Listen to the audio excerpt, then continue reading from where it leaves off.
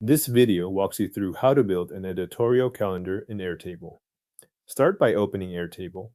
From here, create a new base if you want a fresh workspace, or open an existing base if you already have one where this calendar belongs.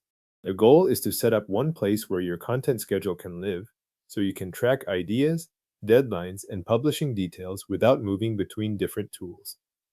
Once the base is open, begin adding the fields you need for your editorial workflow. Create a field for article title so each record has a clear name. Add a publication date field, which will later drive the calendar view. Then add a status field to track where each piece stands in the process. After that, create fields for author, category, and content type. These fields give structure to the calendar and make it possible to sort content by who is responsible, what topic it covers, and what format it will take. As you add these fields, make sure the publication date field is set up as a date field. That detail matters when you create the calendar view, because Airtable needs a date field to place records on the calendar correctly. With the fields in place, start adding your content. Create one record for each article or content piece you want to manage. Enter the article title, assign a publication date, choose the current status, and fill in the author, category, and content type fields as needed. Continue adding records until your planned content is represented in the table.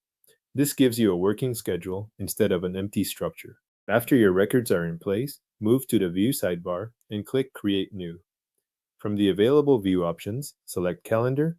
Airtable will ask which date field to use for the calendar. Choose the publication date field.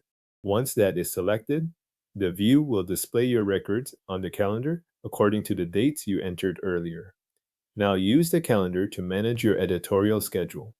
Review upcoming content by looking across the calendar layout and checking what is planned for each day or week. If a deadline changes, update the publication date directly so the item moves to its new place on the calendar. If the progress of a piece changes, update the status field to reflect that. As your content plan develops, add new articles as new records so the calendar continues to reflect your current schedule. Working this way gives you a clear overview of what is coming up and what still needs attention.